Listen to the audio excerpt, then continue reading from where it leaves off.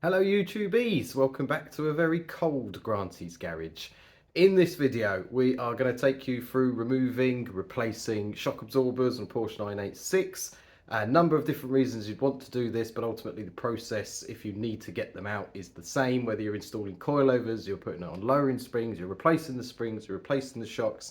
And I'm going to give you a real DIY account of doing this for the first time. Hopefully this will prepare and make even one person feel brave enough to have a go at this job themselves. You can get it done in a garage, and I'm going to share you a couple of tips that you can then take with you, arm yourself for the job at hand, that could potentially save you a lot of swearing, a lot of stress, a lot of hours, and a lot of grief. Top tip number one: buy replacement drop links. Sacrifice the ones that you've got. Let's get into it.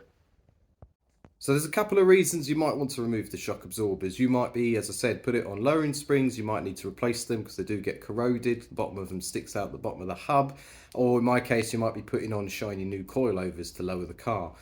One of the best mods I've ever done, frankly. One of the hardest jobs I've had to do, if we're just going to be honest about it as well. So a couple of top tips. You'll see a list of all the things that you're going to need to do this job.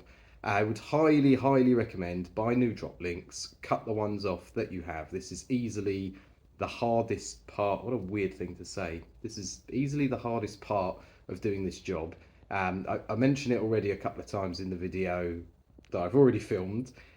The drop links are steel, the hubs are aluminium. There's something called, I think it's like galvanic corrosion or something like that. They end up bonding. They become really difficult to get out. The older the car, the harder it's going to be. And obviously the older the drop links. It cost me about 40 quid for all four corners or so to be able to get replacements. I struggled with it for a couple of hours before conceding that they're not going to be saved. They're going to have to be swapped. Made it a hell of a lot easier. So just buy new drop links whenever you're gonna be doing this job alongside whatever you're going in there to do. It's not a lot of money, save you a lot of time. Highly recommend it. And the other thing I'd really highly recommend is, if you can, providing maybe you've got access to your own garage or you can lay the car up for a day or two, is get it up, get the wheels off, and get everything that you need to undo that we're going to show you now covered in like WD-40 or penetrant, just to make your life that little bit easier when you come to it. It's a tip that I heard years ago before doing a job where you're going to be dealing with like rust and anything that's maybe heat cycle and things like that. I did it for the exhaust manifold bolts, didn't break a single one. Was very happy with that. It was very well worth the effort. So two top tips: get new drop links in prep for the job, and also in prep for the job, soak everything in WD-40 that you're going to need to undo. It'll make your life a lot easier. Let's show you what you're going to need. So to remove the shocks, here's what you're going to need: lifty boy, jack stands, sockets for your wheel nuts or bolts, ratchet, breaker bar for leverage, torque wrench, sockets, spanners ranging from 13 up to 21. Ultimately, you need a 13mm, 15mm, 17, 18, and a 19. And then you'll need a 21 for one of the bolts. T40 and a T25 Torx bit, and I consider anything safety related essential. So spring compressors, decent set, not those flimsy half-assed things. And what you're going to want to make this job easier, so what you want as opposed to what you need, because this is the bare minimums, will be DAC impact, a light, your favourite penetrant or lubricant, or we all know what that can is, access to heat, whatever you need to remove your brake calipers. 986, my one certainly uses the very large Allen key. The grinder, trust me on this one. And electrical tape, you'll find out why later. Gloves, and recommend eye protection for when you're using the grinder. Right, so we're starting at the back of the car, specifically because there are more components here to be concerned about or may get in the way, or things to worry about. This is generally the more difficult end because there's a few more bits than at the front, and we're going to run through them. There's not necessarily a particular order to this. Ultimately, there's a number of things you need to detach to be able to get the hub to go low enough for you to be able to remove the shock itself. So we're going to work through those. Again, no particular order, but we'll start with the easiest parts. So coming round to the back side of the back hub, I would start with this connector here. This is for this line. I'm not going to name everything just because some of them I will get wrong. I assume it's the brake sensor, wheel speed sensor, something to that degree. It's definitely not the brake pad depth sensor because I've removed mine. 10mm bolt, undo that. When that comes apart, you lift this tab here, disconnect the connector. You can tuck that bit away out of the way. That bit can then, once you've pushed the rubber grommet round the back end here, that way out of the carrier in the shock itself. You can do the other line while you're at that. Tuck it away, get it out of the way, give yourself some more room to work. Because the number one tip I would give anybody doing this on a 986 specifically, because of their age, is get new drop links. I probably already said it in the video. I don't film all of these in orders. I spent 2.5 hours trying to get the old drop link out before I sort of conceded to, right, I'm going to order new drop links. I'm going to just cut these guys because the drop links are steel. The hub is aluminium. They sort of fuse, weld, rust. Not really rust, but they sort of fuse together after a while and they become really, really, really difficult to get out. I'll just spin around to this side. This is the other side of it. Smashing that with a hammer, trying to get everything to get it out. I was like, there's no way I'm going to get this out whilst also keeping it in a way that it is going to survive. So the number one tip, if you cut it just in front of, so if the car, in front of the car, I'll show you this side. If you cut it here with the angle grinder, which you can do once you've removed these cables, there is a nut on the end of it. I think it's a 17mm. And I found the easiest thing to do was then get a breaker bar on that, lots of leverage, just get it spinning initially. You can just break it a bit loose. I then put the impact gun on that side of it, and whilst spinning it anti-clockwise, I was hitting it with the hammer from this side and eventually it came loose. That took about 5 to 10 minutes, which had come after 2.5 odd hours of like banging it with a hammer and trying all sorts of other things before conceding to it needs to be cut. Now, in order to avoid needing to remove the drive shaft, now, primarily because I didn't want to be getting in there and potentially messing up the boot, and I don't have the appropriate things to be able to deal with the torque that's required to undo and then redo up this nut here. So undo it here. This is a strange, I'm not sure of the name of it, but this is a slightly strange setup. You have to put the spanner on this end and then the T40 Torx bit in there. Ultimately, really, you want the T40 to be kind of holding the screw part in place while you turn the nut. However, not always the case. Once it gets a bit looser, you can start spinning that and hold the nut. Makes it a bit easier, but at first you're going to need to do that by hand, unless you've got like a super powerful impact. But again, trying to explain how to do this with sort of relatively normal tools that kind of everyone's got access to. And a bit later on, just to give it enough space to be able to move underneath the carrier hub and then out of the way, just undid, slightly loosened off the eccentric bolt there. Knowing anyway, lowering the car was going to have to go for an alignment. I was okay with that. I did try and mark them to kind of put them back in a rough place. The alignment sheet said I didn't do too badly, but don't worry too much about that as long as you can get it to the alignment shop once you're done. That will give you enough room to move this bar completely out of the way, get him out of there. If we've cut through the drop link or we've removed it, I would recommend you remove it from that end as well if you're replacing them. Obviously, removing it completely out of the way is just going to give you a bit more space. Not essential if you've managed to save the top. However, this is, I think, the number one thing from talking with people online about this that they get stuck with on this job. And that's what you're looking at from what you need to do from the back side of the rear wheels. Now, coming around to the front side, what I found the easiest thing to do in order to be able to give this arm here enough movement space once we've disconnected, and I'll come to that, is actually remove this bar here. There's a series of 15mm nuts holding on this bar. You do need to remove the plastic under tray on that side to be able to access enough of them. Actually didn't need to take them all the way off. Loosening them from the points just under here was enough to give that enough space to move and this one enough space to move. What I would recommend on this side, this is so you don't have to disconnect the handbrake, and see if we can get some light in here. You can see I've now cable tied it back up into place, but I had to remove it from the carrier, the holder, if you like, that was holding it up into that space. It was brittle plastic, it did break, so it's been replaced with zip ties for now. Did the job, meant I didn't have to take off the handbrake, but be cautious when you're lowering the hub that you're not putting too much stretch on that. That was just to give it a little bit extra play, to allow that to go slightly further down, which allowed me to lift the shock out of the hub once I'd undone all of the other parts. And to give this arm the ability to be able to move, if I move around to the back here, you'll see this fairly big boy on this side. This is, I suspect, a 21. I used a 22 because I don't have a 21. I've got a 22 for doing O2 sensors and things like that, but it was good enough to be able to hold that. This is an 18mm underneath, and I was able, obviously you've got a lot of room under there, get the breaker bar on it. It's under quite a lot of, it's very tight, it's probably quite a lot of torque to put it on. Break that loose.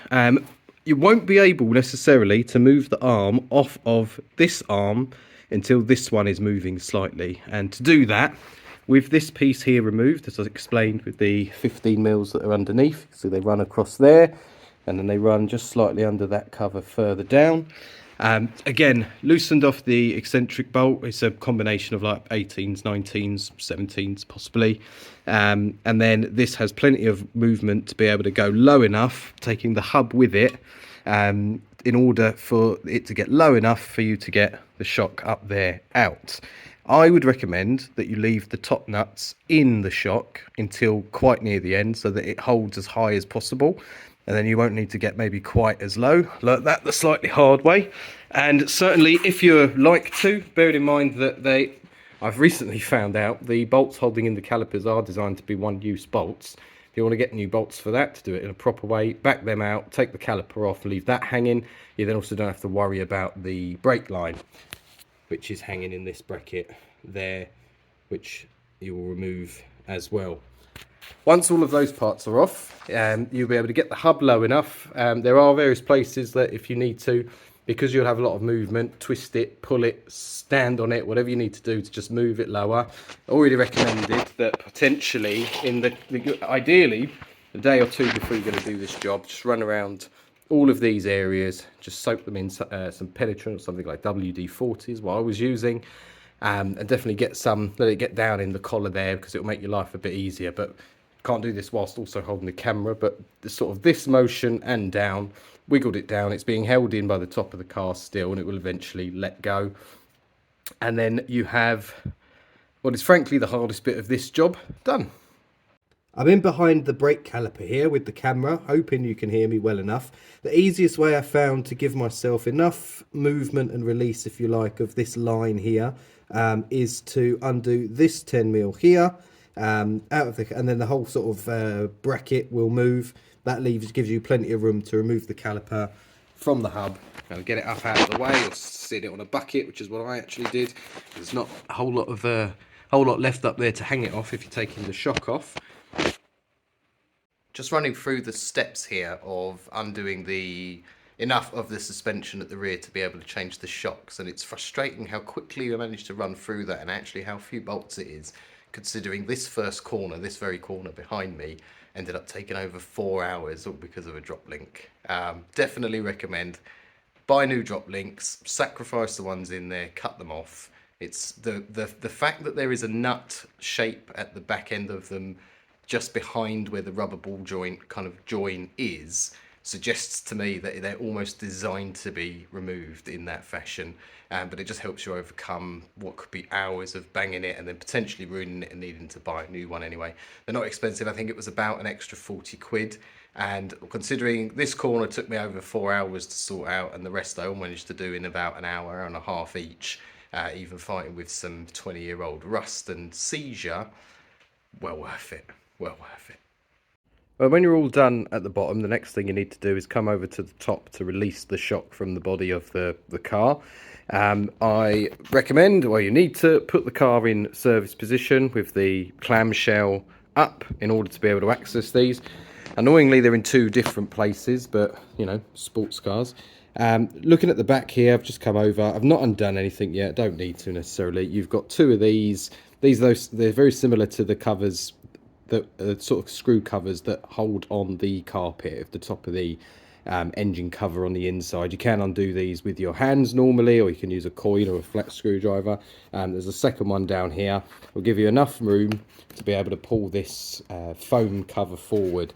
The first bolt you're going to need to get, 13mm, is just there. The second one you're going to need to get is just down there. The third one you need to get is slightly trickier.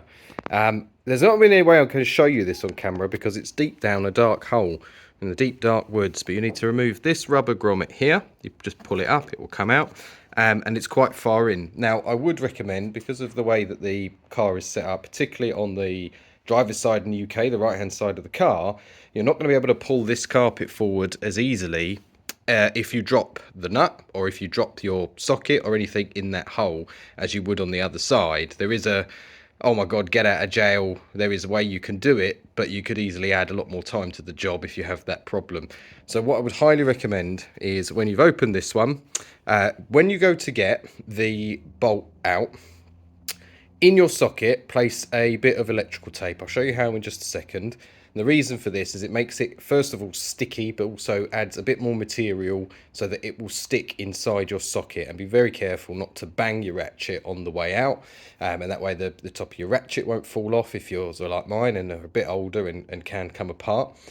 And when you go to put the new bolt or the bolt back on the new shock or the existing shock, if you're just doing the springs, do exactly the same thing. Potentially sacrifice a little bit of tape that may stay on that bolt forever. Not going to do it any harm. That way the bolt won't fall out and cause you an absolute headache trying to retrieve it, because that is not a particularly accessible area. Once those 3 bolts are out, the shock will come loose. Be prepared for that. I would do this one first, because it's, if you're doing this on your own, a lot easier to reach under the car with, say, your left hand, while your right hand undoes the last bolt that's holding it to then let the shock free. Because if you do it that way around, you do that one last, the shock is going to drop off. And this one, I think you want to be a bit careful. You know the game Operation, where if you're taking out the chap's in body organs, and if you touch the edge, it gets a zap and his nose lights up. That's what you need to treat this like. Don't touch the edges. Don't jerk anything, because you may drop the socket down there. You may drop the nut down there. It's going to be a pain in the butt to find. So, big piece of advice there. I'll show my age here, but I feel like I'm doing point of view art attacks when I do this thing. If you know, you know. Got here a 13mm socket. This is what you need to take the nuts off of the top of the shock. This is a 13mm nut, very similar to the ones on the top of the shock. The first 2 that we showed you, not really a problem if they fall out. You may be able to get magnetic sockets. You may have some rubber lined ones, but like spark plug tubes, things like that. If you've not got that, you've just got normal sockets like I have. This is how you can prevent, or certainly reduce, the risk of this bolt falling out, or of this falling out into the bit between the boot and the cabin that I showed you that's under that rubber grommet. This is a piece of electrical tape. This is the sticky side. I would do it this way round, sticky side out. So you can poke that in there and then go and put it on the nut, and because it's kind of rubbery, it will kind of find its own way. Or you can use one of the other nuts, just kind of push in, certainly like for the installation, put it like this, push it in. That's not going to be able to come out, but once it's tightened on the screw it needs to, it will be able to lift off. The tape may stay there. That's not the end of the world. You can fish that out with some pliers if you're really anal about it. Ultimately though, that will potentially save you a lot of pain, and you can hear in my voice what I didn't do with the first one, which luckily I was on the other side for and could get in the carpet behind. On the side where you've got the oil fill, that would have been a lot more of a problem. You can have a magnet on a stick. Some people just don't have one. You can get some electrical tape for not very much money. Well worth using in that respect. Top tip. Right, so that's the rear suspension. Sorry I always look so tired in these videos. I film them largely after my son's gone to bed. Rear shock, you then take off your spring, do what you're going to do, change your spring. Make sure you do this safely with the spring compressors. My neighbour who used to live in a house next door used to run an MOT garage, been working on cars all his life, and he might have told me off once for attempting to go and do a shock without using them. He'd seen some things in his time. Don't want to be too graphic on YouTube, but let's say that it looked like a guy taking off a glove, but there was no glove. It was skin. Yeah. So get yourself a spring compressors. Just make things safer for you.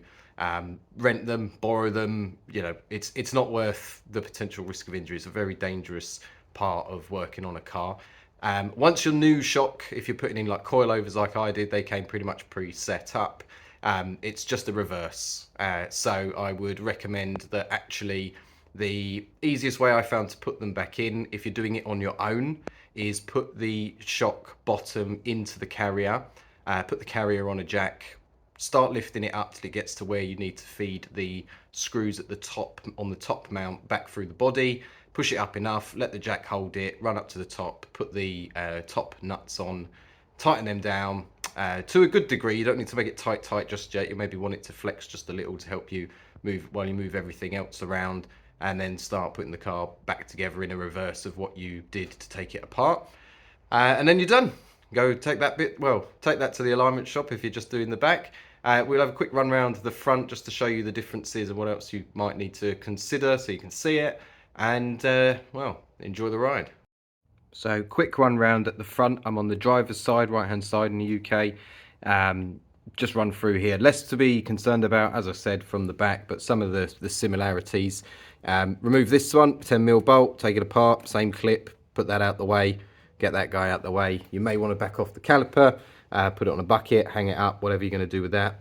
Same clip, same bolt on the line bracket there. Just move all of that out the way, get it clear, because you are probably going to want to cut through the drop link again. We've got less arms to worry about. We've got this one coming across here, and then we've got the main arm that actually just like the tiniest bit of loosening is enough to get this down, because it's not being held up by the drive shaft at any point, or it can go a lot further anyway. So it's that off, tie rod end off again. This is that. If you know the name of it, put it in the comments. I'm learning a lot as I do these videos. Torx bit in there, spanner on there. Other than that, pretty simple. Again, do recommend, helpful to leave the shock in there. The biggest area I think you'll probably find the most rust on existing shocks, just the bottom of it that goes through the hub here. So leaving this in situ and moving this around it, you have more leverage, you've got more play. Push it past the rust, get it down, make sure something underneath that doesn't drop too far, obviously. Pretty easy, actually, at the front. And then you come up the top to release it. You need a Torx bit in there. I'll include it in the tools that you'll need, part for the exact size, slightly smaller. Battery cover off, that's just the one screw, showed you that before. And then all three bolts are right in front of you. There's no silly little grommets, so you've got to go fishing down and hoping you're landing in the right place and not going to drop them down into some never-ending region of the car where you'll never see it again. And that's the front. Once you've sorted out whatever's going in, whether you're changing the springs and the shocks, you're doing coilovers, once they're ready to go back in the car, a reverse of everything you've done to take it off. You should find the front's a lot faster to do than the back. Like I said, a lot less stuff to navigate. There you go. You've got your coilovers on, you've got your shocks changed, you've got your springs changed, whatever it is you're meant to do.